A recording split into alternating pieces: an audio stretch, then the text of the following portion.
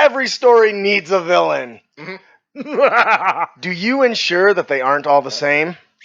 Let's talk about simple techniques to ensure villainous variety in your Dungeons & Dragons game. Hello and welcome, heroes, to the Crit Academy. I am your host, Justin. I'm your co-host, Ian. And I'm your co-host, Brandon. Here we hope to inspire you with creative content that you can bring with you on your next adventure. I am super excited for today's main topic, villains variety, because it's easy to create a monster that has stats and different abilities and minions. But what really drives them is their motives, their personalities, all those sorts of things that makes them different, right? Yeah. You can literally, if you do it right, you can have a goblin boss as the villain for the first adventure, then the second adventure, then the third adventure. And if you do it right, they're all different enough that the players don't care it's the same monster. And that's some of the stuff we're going to talk about today. So, villains in every story, we all know that they need one. And of course, the Heroes in Dungeons & Dragons campaign are likely to face dozens of villains before the campaign ends its course, right? Yeah. Oh, yeah. I mean, now some stories have, the big bad villain, right? But in most cases, there's multiple smaller villains throughout the process as well, right? So, coming up with many memorable villains can be a challenge, right?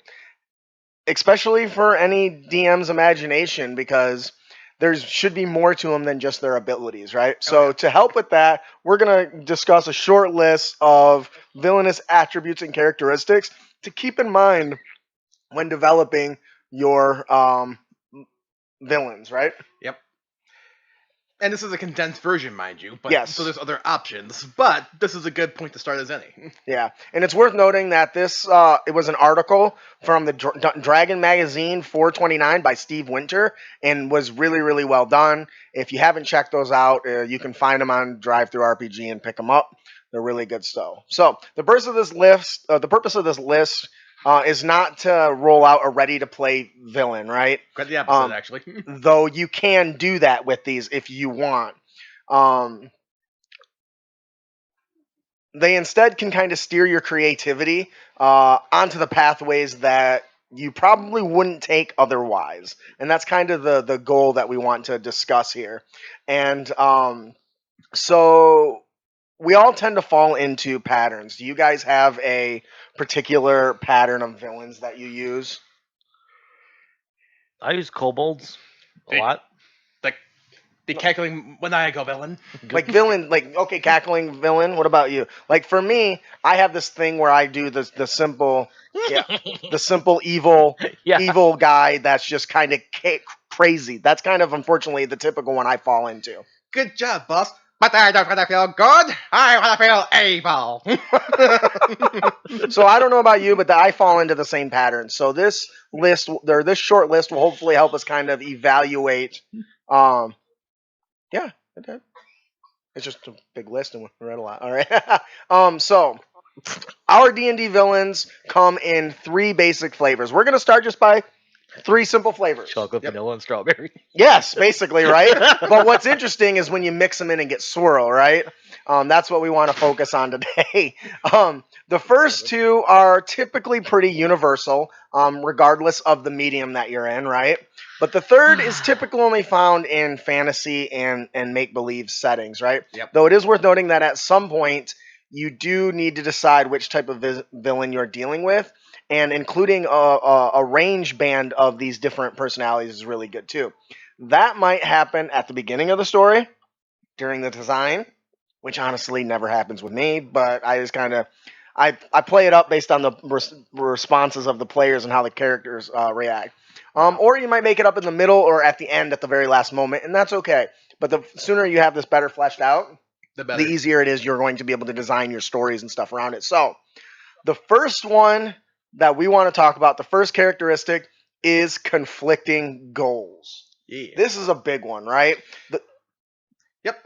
In this case, the villain here is not necessarily somebody who is evil. Right. But their goals or views may conflict with those of the players or society at large. Absolutely. I think that's a really good point. And there's a lot of good real-life comparisons for this. Yep. I'm immediately drawn to flat earthers, Yep. right? The Earth is flat. despite what everyone else tells him. So to me, that's a villain. Okay, maybe let's talk about Copernicus instead. Maybe that's a little more Relevant? more relevant, right? For example, to be a hero showing the brutal truth in his era, where he's saying, "Guess what, everyone? We're not the center of the universe." But when the religious are in charge, he becomes kind of the villain by revealing a truth. Now, is he bad? Nope. No. Not particularly. He just is like, "Hey, you're wrong." And I think that can make for a really great villain. Someone who is trying to challenge the status quo in a scenario. Can you guys think of any characters from your favorite anime or movies that kind of fall into this trope? Well, I just finished watching Breaking Bad, so Walter White comes Okay. to mind immediately. Do you want to expand upon that Yep. for those that haven't actually seen that? Who hasn't Spoiler seen Breaking alert. Bad? Well, I in a haven't. nutshell, the main character discovers in the first episode that he has cancer, has a dead-end job, and is unemployed. And he realized, oh crap, this cancer treatment is expensive. We don't have that kind of money, and I'm probably not going to survive. I want my family to survive. So he basically started cooking meth so he can make money so his kids can go to college and to pay for his medical treatment. And it just escalates from there. And so you don't think that he's a bad guy. He's just trying to break the norms to He doesn't start as a bad guy. That was not how he intended to start. just trying to pay for his kids, right? And it Yep. kind of just snowballed from there. Oh yeah. And that's a really good example of the three different ranges, the right? Yeah. At the beginning, he isn't intent on being a. Sorry, I'm poking my fingers. At the beginning, he's not actually intent on being some evil mastermind, right? He sort of becomes one. But he slowly becomes one. So he goes from this person with good intentions, albeit not a great direction, to I am God. right, to this Yep. very God complex real quick. terrible kind of persona. I'm the one that Um, knocks. Yes, and if you're in the audience and you're on are following us on YouTube or whatever, enter in the comments or what are some of your favorite villains that might fall under this conflicting goals where they're not bad, they're just their goals don't align with the norm. Do you have any ideas? I have an extremely good example. Okay, let's hear it. The primary antagonist from Fable 3, your brother. Did people actually play Fable 3? After 2, it kind of He just did. went downhill. Ever play Fable? Okay, so you have a tyrannical leader. He's a king, and he's punishing everyone like with an iron fist and ruling with an Mhm. iron fist. But there's a reason for that. After you do this rebellion and you overthrow his ass, you kind of choose to like execute him or to let him live, just like throw him in the prisons and stuff. Fuck yeah, Fable 3 was great. See that? You're wrong. And Andrew. I was talking about the comment before that. Oh, what? specifically her people? He wants to be in the middle to balance out the hair situation. Oh, fair enough. Anyways, continue. Yeah. Once you take the throne from him, you start going through his stuff, and you find out that he's been taxing or doing super high taxations because he needs a specific amount of money to raise this army to fight this horrifying evil on the other side of the ocean that's slowly coming to your continent. And you're like, oh, shit. Well, we need to do something, but we can't just do what he was doing. There's got to be another way to raise this money without alarming the populace. That's a really good example. And we must point out that in Fable 3, your butler's voiced by John Cleese, just saying. What? So this is an interesting one because there's so many different ways you can go about it. And for me, these are my favorite kinds of villains because they are relatable. At some point, the players will be like, you know what? This makes sense. Yep. You know, but maybe the way they're going about it's wrong. I think Thanos is a good example. In his eyes, he's trying to help the universe before he snaps everyone away. The goal is if we don't, we're going to get rid of all of our resources. But instead of, just quadrupling the resources, he's just like, let's get rid of half the people. So you can kind of understand why he's doing it. The issue is the approach that he's taking makes him against everybody else. Yeah. Does that make sense? Yeah. I'm not thinking about some of the villains from Babylon 5. Like, I forget, it's been so long since I watched it. I forget what the race was called, but they occasionally appeared and they started destroying like entire civilizations. And the main character eventually managed to confront them, like, why are you doing this? To build up the universe. Like, we're trying to weed out which races are weak. Mm-hmm. And to give like opposition to those that are still there so they can build themselves up, because otherwise you're in a time of peace, you can become complacent, you become weak. We're trying to keep you all strong for what's to come. That's interesting. I like that. What's that from?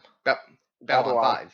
Oh, right. Ed McIntosh mentions that 3E allowed creatures to grow in power or in size. I think that's a really interesting thing for these sorts of scenarios. So if you've got the character who, like Thanos, starts off at a weaker kind of level, right? And as he collects these things to help him achieve his goal, he's becoming stronger. So the longer it takes the players to catch him, or the characters to catch him, or to get involved, the stronger he becomes, the bigger the challenge that the characters have to overcome. So I think that's a really good core aspect when it comes to designing a villain. The motivation of What's his name? what's that? 𝗕𝗄. Not Chief, not Arbiter. The stupid little robot eye that floats around. Oh, I can't remember his name. and I feel sad about It's it. the Spark guy. Yeah. The Guilty Spark. Guilty Guilty Spark. Spark. Guilty. That's funny. Yeah, I think he would kind of lay in the same spot as he's trying to activate the Halo for a good purpose, but To purge the to everyone blood. else, it's not a good thing. Right. 343 Guilty Spark at your service. Yeah, so that's a really good one. And there's a lot of characters. And honestly, once again, for my perspective, this is the most versatile of the three choices. Because in Thanos' case, it's murder, right? He's trying to just kill a bunch of genocide. people. Yeah, right? Yep. In your example, Breaking Bad, what's the guy's name? Walter White. Walter White. He's murdering a few people near the as he progresses. He doesn't go out with that intent. Oh. Me or no? Mine, apparently. And so It was an improvement. and that so there's a huge range Fuck there you. of their villainy, right? And the way it's perceived. Yep. And I think that as DMs we can leverage that. Because when you get to that situation, you can ask yourself, how far is this character willing to go? I want to share one of my personal favorites that fall in line with this. And I know everyone's going to hate on me. But in Batman and Robin, with Arnold Schwarzenegger as Mr. Freeze, is the perfect. You better move the mic farther away than that. Is the perfect example because he's a doctor trying to help people when he starts, and then his wife gets this affliction that he has to put her in the cryogenically freeze her until he can find a cure. But guess what? That costs money. Yep. And guess what he doesn't have?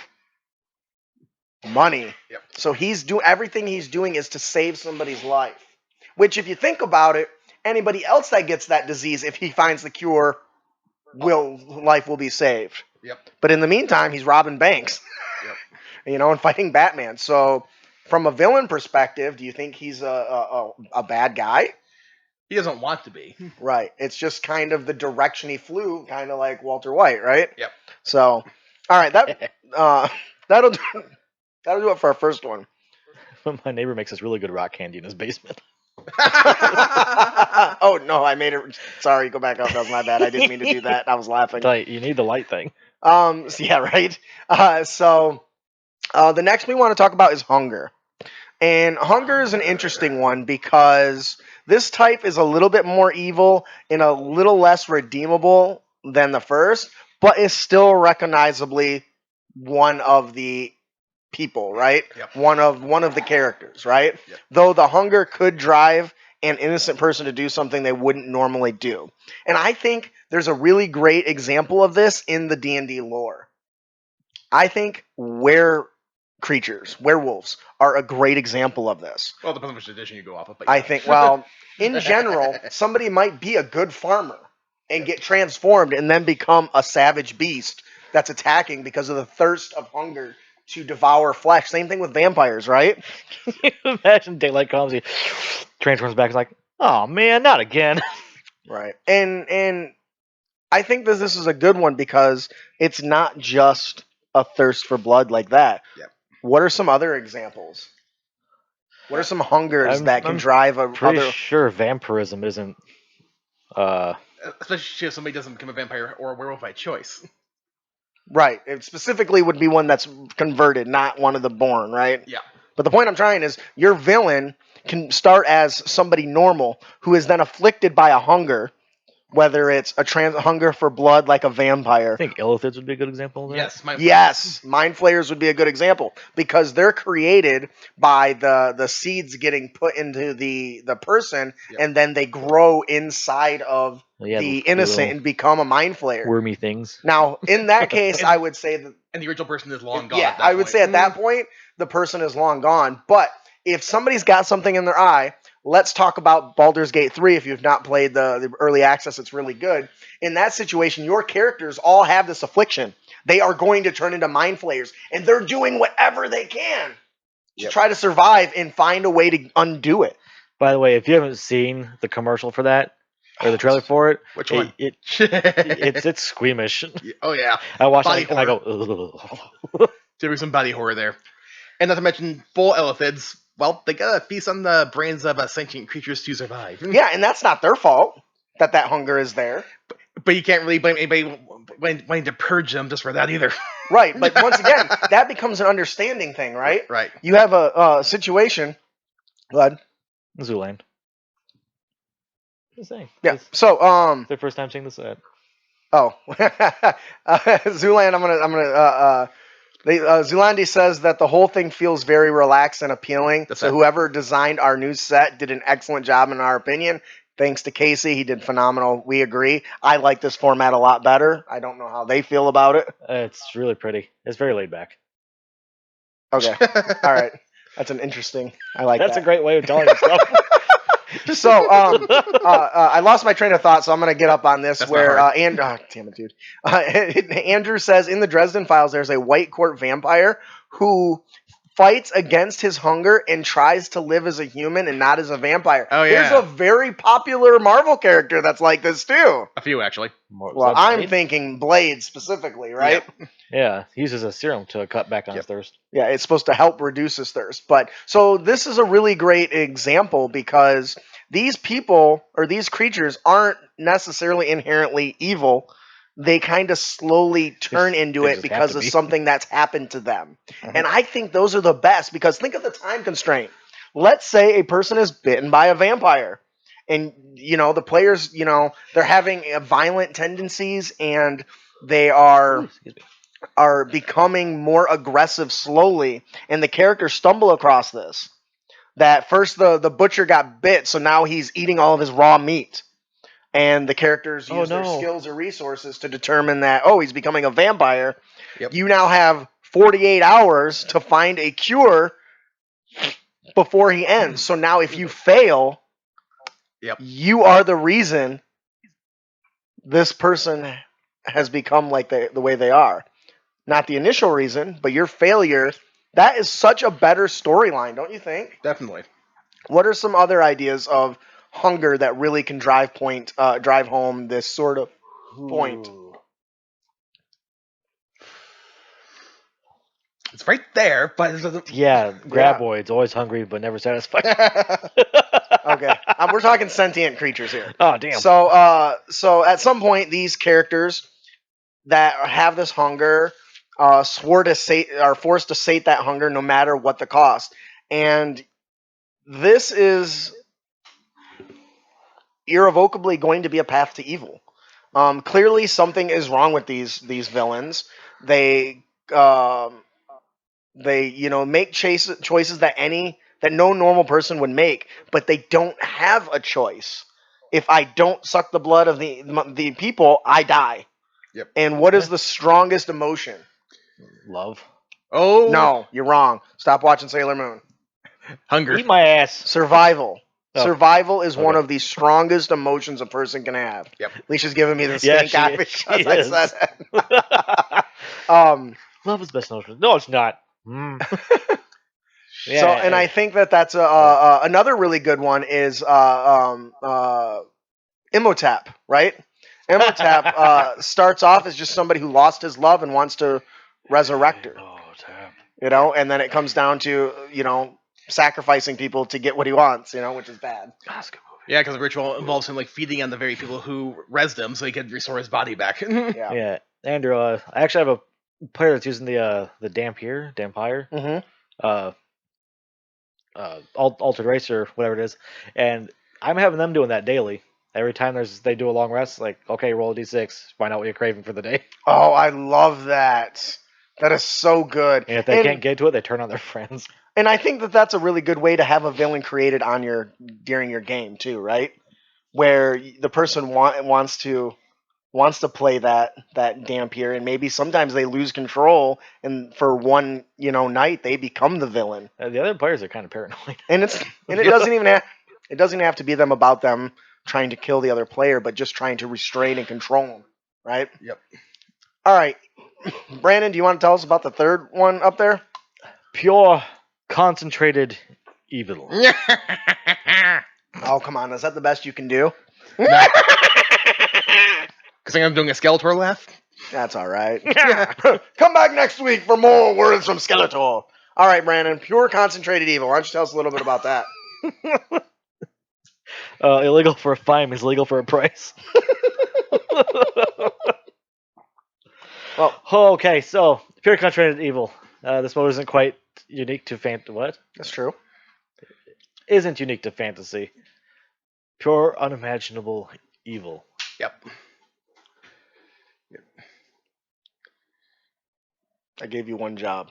Yeah, and you know what? I've been distracted this week. So, in most fantasy settings, absolute evil is real. Oh yeah. Evil is not just an ethical notion. It has arms and legs and eyes and ears, and it walks and it eats, and it gets wet when it rains, much like anyone else. In a setting like D&D, some villains willingly choose the path of evil. What are some really good examples? Joker. I was going to say Joker. Okay, so he chose the path of evil, right? Yep. I was actually thinking within the D&D setting. There's one that's really popular that sticks out really well. Slods, yeah. Strahd, that's what I said. Well, I was thinking liches. Yep. Oh, liches are mages who want to live forever and gain nothing but more power. Yep. Is that evil or just being greedy? Well, no, that's pure evil. You have to you have to make sacrifices to become a lich. Part of the process is to sacrifice a city type of area. I forget what they call the area of the ground where they desecrate it, but basically it's a lot like in what is that anime? Full Metal Alchemist? Full Metal Alchemist, where they're trying to make the Philosopher's Stone, and they got to sacrifice thousands and thousands of people to do it. Yep. So somebody's mentioning Sephiroth up there. I definitely like that, but I think he would fall more under the becoming evil instead of starting evil path, right? Oh, definitely, because he's trying to just rewrite the future. And I think in this example, we see a lot of this in D&D, but I still think what? That's fucking evil. What's that? They'll send you, then make their family or murder their family to save the world. Oh God, that's brutal. But is it evil? The life of a few for the many? I would argue that's not evil. If the big bad came around and said, "Hey, that's kill your family members, or I'm going to destroy the world," that's pretty evil. Yep. Of him, the person doing it, that's not their doing. Right. I think that would falls under category 1. Yeah. Category 3 is the guy making him do it. Yes. And so when it comes to villains and their evil nature, I think that this is something that we can kind of touch on a little more. These are creatures that are born bad or choose to be. They're naturally sadistic, man-eating, soul-devouring, evil-worshipping nightmares. Maybe they're human, maybe they're something else, right? In D&D, they're all varieties of creatures. So just something how orcs were in earlier editions because they were already built that way by their god. Yeah, and see, that's something that's changed a lot in recent D&D, right? Yeah. Where, which is weird because I always felt myself that I had the ability to change their alignment if I chose to. Yeah. So apparently that needs to be written in now. And I've done that with a bunch of the monsters we've written for our show. My brother-in-law keeps saying, actually, there's something that's inherently evil. There's chromatic dragons. Yep. Yeah, they're born that way. Yeah, and my brother's like, well, what if I get a black dragon egg, but I raised it to be good? Is it still going to be good? Until it eats you. Unless it's got that that instinct to become evil. How about you wait a few hundred years and find out? I don't think so. But yeah, that's the thing. That's going into that they're raised that way, not they're born that way. Yeah. Nature versus nature. Yeah. Ooh, that's good. Now when we're building these characters, remember we said maybe they're human, maybe they're not. It's our goal to keep in mind that they're supposed to be, much worse. Unlike other villains in the other categories, DMs shouldn't feel any pressure to humanize this villain, right? They're monsters, and it should be fueling the players. It shouldn't be fueling the player's empathy towards them. They should be like, this person's bad. They got to go. Yep. Let's deal with it. Those are some of the good intro adventures to run, I think. Kind of like the creature from The Thing. I've not seen the thing.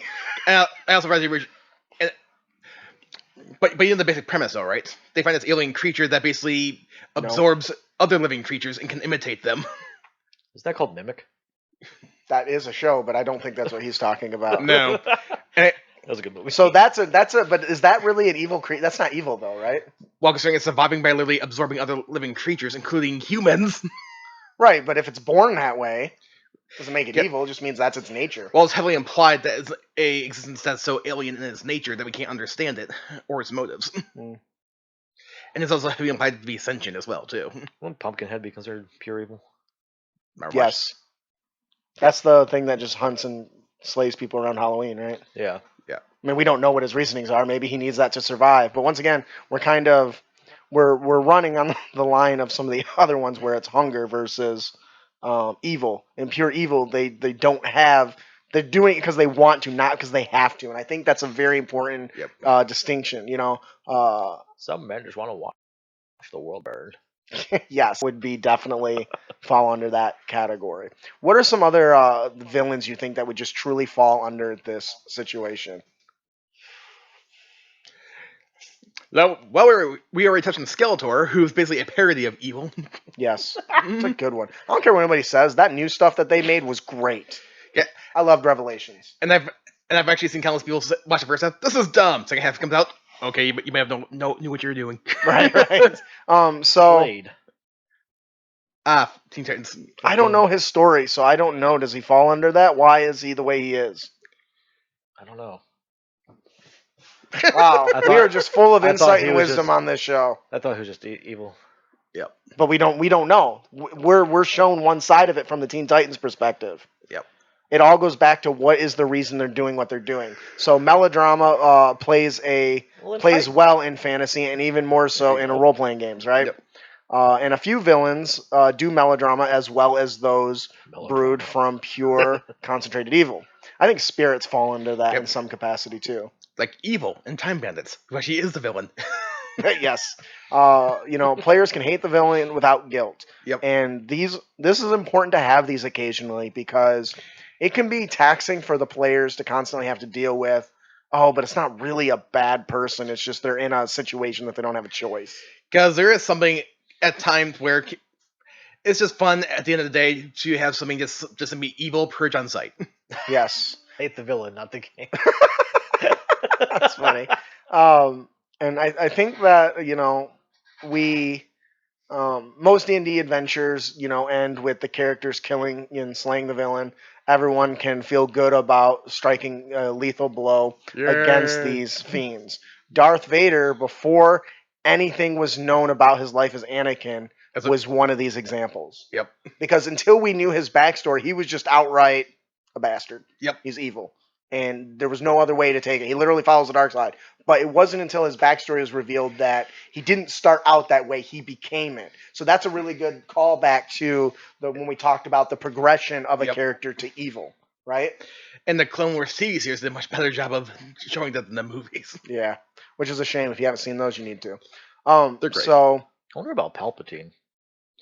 Did he become evil, or was he just? I don't know. He didn't. I don't know anymore. I keep changing the canon. Yeah, and some of Disney's really screwed it all up. So who knows? Way to go, Mouse. All right, I think. Is there any other points you guys want to touch on this? Because I think these 3 points alone are super valuable to discerning. Because even just thinking about it in the discussions that we've had, we've got a lot of different variety of villains to discuss. I think mindless evil could be one. Yep. Like someone had brought up zombies, that they're not evil because they want to be or because they can be. They don't know what they're doing. It's just what they are. Oh Yes. shit, maybe that just falls under hunger. Yes. Yeah, never mind. Yes. Depends They're on- not evil. They're just trying to eat to survive. Depends So on what kind of zombies we're maybe talking. they don't. Maybe they don't know that they'll not World die War if they Z don't eat zombies anything. or Night of the Living Dead zombies? Which ones? Or the 𝗖𝗍𝗶𝗁 zombies. Ed is saying 5e is stripping the game of reliable villains. Yanti can be good now. Okay, why is that stripping away anything? I disagree with you. Yep. Like by so far, get creative. They're just not writing the lore and flavor for you anymore, which I guess is kind of the point. So that is kind of a bit of a letdown. I'll tell you about my beholders. Beholders. Yep. Those are pure, unadulterated evil creatures. They were. But Now you can go up to Xanathar and give him a high five. At a cost. But anyway, so that's a good example. Now we've got an entire character who basically runs underneath this Waterdeep, right? Yep. And runs this cult and everything. So that's more interesting than him just roaming around killing people, I think. Yep. And I think that's part of the reason they're doing that. And that's how we end up with the whole Rezo situation. Yeah. Also, inside joke. Beholders reproduce by dreaming. Yep. Did you know that? Yep. Beholders reproduce by dreaming. Yep. No, what the hell? Yeah, I didn't know that. Good. Go. I knew it was going to squeak.